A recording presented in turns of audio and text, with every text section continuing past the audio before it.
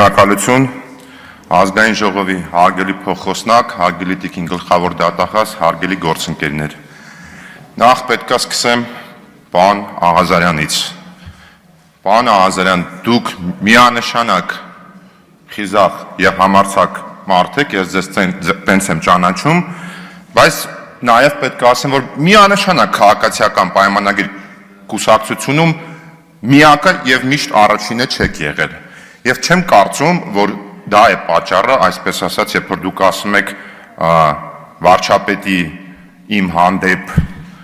որոշակի վերաբերմունքի փոփոխություն եմ տեսել, երբ որ դուք ներքին քննարկումներում ինչ-որ բաներին դեմ եք արտահայտվել։ Բայց ես ձեզ կհուշեմ, ըստ իս գուցե եւ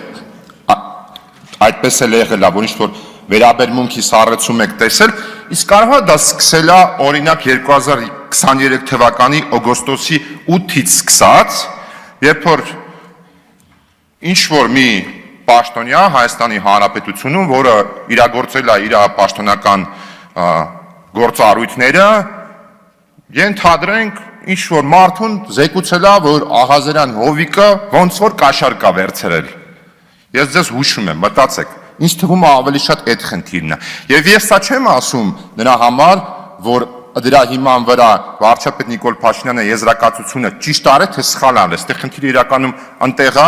որ մենք մեր երկրում ցավոք սրտի մինչ օրս ունենք բազմաթիվ իրենց պաշտոնական լիազորություններ իրագործող մարդիկ, որոնք որ իրենց պաշտոնական լիազորությունները ցավոք սրտի իրագործում են ոչ թե հանուն նրա, որպեսզի պահեն օրենքը եւ օրինականությունը, այլ որպես իրենց վերադասների մոտ ցուցաբերեն, թե իրենք ինչ լավ աշխատող են, պրոֆեսիոնալ, հայերեն ասել պրոֆեսիոնալը ճակերտավոր։ Դուք ձեր ելույթում նաեւ մի ըստ իս մեծ սխալ եք արել, այդ թվում նաեւ հարց ու պատասխանի ժամանակ, երբ որ դուք ասում եք իմ նախկին գործընկերներից, այս գործը որ կա, եւ իդեպ դրանով փաստացի, ձեզ ասեմ, խաղում եք ձեզ մեղադրողի, այսպես ասած, խաղը։ Երբ որ ասում եք, ստեղ ձեր մեջ 2-3 հոգի իրավաբան կա, մնացածը տենց բան, այդ շատ սխալ բան է։ Ուրեմն ես իմ անունից եմ ասում եւ իմ ընկերներից եմ ասում եւ այդ թվում նաեւ իրավապահ համակարգի մեր գործընկերներին եմ ասում, որովհետեւ մի քանի անգամ մենք քննարկումների ժամանակ այդ բանը լսել ենք, որ ստեղ այնուամենայնիվ իրավական լեզու է, բայց սա քաղաքական մարմին է։ Ես շատ լավ հասկանում եմ իրավագիտությունից, շատ լավ հասկանում եմ իրավունքից, շատ լավ հասկանում եմ փիլիսոփայությունից, հոգեբանությունից, այդ թվում նաև մարդկային հարաբերություններից եւ նաև քաղաքականությունից։ Ատեղ մի քիչ թույլ եմ, ինչ մեղքս թաքցնեմ։ Կյանքը այդպես է դասավորվել։ Եվ ինձ համար միջև դա եղել է աշխատանքային քննարկումներում, բայց ընդունելի չի այս պահից սկսած, երբ որ իրավապահ համակարգի մեր գործընկերները մեզ ասում են, որ գիտեք ինչ, բայց այնուամենայնիվ էլի, այ դուք որ իրավական գիտելիքներ ունենք, կներեք, դուք եկել եք քաղաքական մարմին, ուրեմն մեր այդ իրավական լեզվով մի խոսացեք քաղաքական լեզվով, որպեսզի մեզ հասկանալի լինի այստեղ ինչ է գրված։ Հիմա տիկին գլխավոր դատախազ, ես ձեզ երկու հարց ունեմ, մեկը կտամ հիմա, մեկը ելույթիս վերջում։ Առաջի հարցս հետևյալն է։ Դուք երրորդ անգամ եք գալի նմանատիպ միջնորդությամբ։ Մինչ դա դուք եկել եք մեր գործընկերներ Սեյրան Օհանյան, Արմեն Չարչյան, եթե չեմ սխալվում, Արմեն Գևորգյան եւ այդ թվում կարող է սխալվում եմ, խնդիրը այդ չի։ Երրորդ անգամն է, թե երկրորդ անգամ, կապ չունի, լավ։ Ինձ հետաքրքիր է, այդ միջնորդությունները, որոնք որ ազգային ժողովը բավարարել է, գնացել են որտեղ, ինչ վիճակում են, ինչ է տեղի ունենում այդ գործերի հետ, արդյոք մենք ունենք ավարտ, թե չունենք ավարտ, ինչ որ արդեն, այսպես ասած, դատական վիճիռ։ Խնդրում եմ դրա վերաբերյալ ազգային ժողովին տեղեկատվություն տվեք։ Ինչ վերաբերվում է բուն այս երկու դրվագին։ Դրվագ համար առաջի, իդեպ պարոն Աղազարյան, մանր եղջերավոր չէ, հստակ գրված է, գյուղատնտեսական կենդանի, ստեղ, այդ կարևոր է իրականում, այդ էլ ֆիքս եք, այդ կարևոր է իրականում։ Հիմա եզրակացությունը, որը որ մենք պետք է կազմենք, այսպես թե այնպես, նրա հիման վրա է, ինչը որ մեզ ներկայացվել է, այսինքն մոտավորապես այս 26 էջի բովանդակությունն է։ Հիմա դրվագ համար առաջի, որտեղ որ Աղազարյան Հովիկը պահանջել է տենց է ներկայացում ըստ էության, կաշառք 100 թե 200,000 դոլար իրականում թիվը կարևոր չի։ Եվ այդ թվում մեզ ասում է, ստեղ կան տվյալներ, որոնց համադրությամբ ենթադրում ենք, որ Աղազարյան Հովիկը իրագործել է այդ հանցագործությունը կամ ցանկացել է իրագործել այդ հանցագործությունը։ Եվ երբ որ ուսումնասիրում ես, հասկանում ես, որ խոսքը գնում է հետևյալի մասին. 2-3 հոգի մարդ Աղազարյան Հովիկի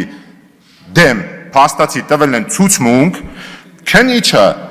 այդ կոնտեքստում վերցանել է Աղազարյան Հովիկի զանգերը, եւ այո, այդ տեսանկյունից նաեւ Աղազարյան Հովիկը ճիշտ է ասում, այդ թվում նաեւ ալեհավաք կայանների համադրությամբ, ինչա բացահայտեք քննիչը բացահայտել է հետևյալը, որ հիմա եթե Վիլեն Գաբրիելյանը այս շենքից դուրս գա եւ գնա Սիրահարների այգի, ալեհավաքը ցույց է տալու Բաղրամյան 19-ի, որ մենք բոլորս գտնվում ենք նույն տարածքում, բայց քննիչը մեզ ասում է, որ այս տվյալները, որոնք որ կան, դրանք մեզ հուշում են, որ այնուամենայնիվ Հովիկ Աղազարյանը իր ցուցմունքներում եւ առեսումների ժամանակ այդքան էլ ճիշտ չէ։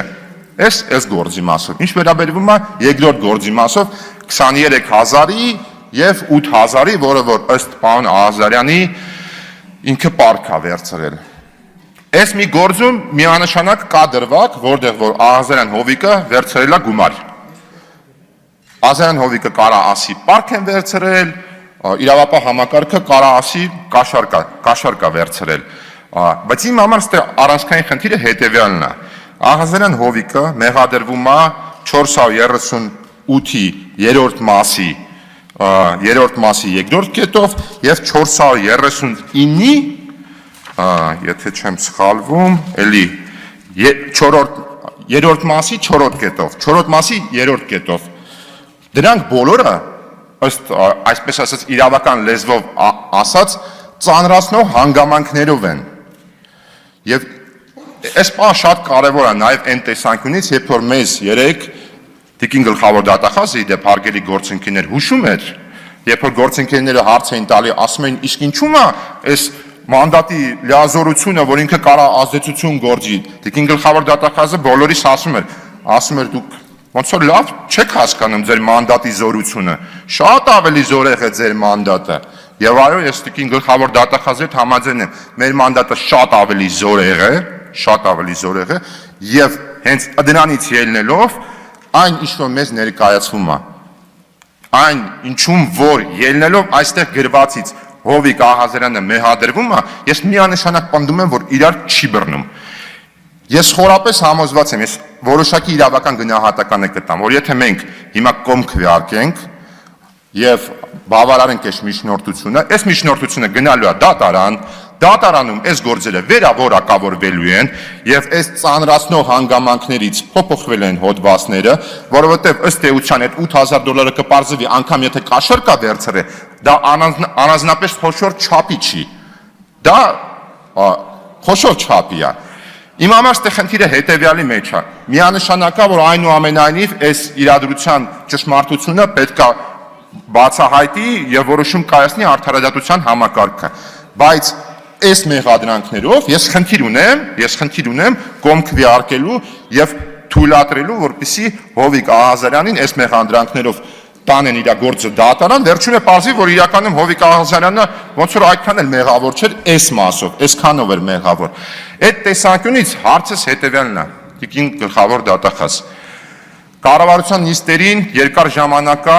քննարկում եք արդարադատության չափորոշիչների վերաբերյալ քննարկումներ ունեք, որոնք որ իրականում շատ ողջունելի են,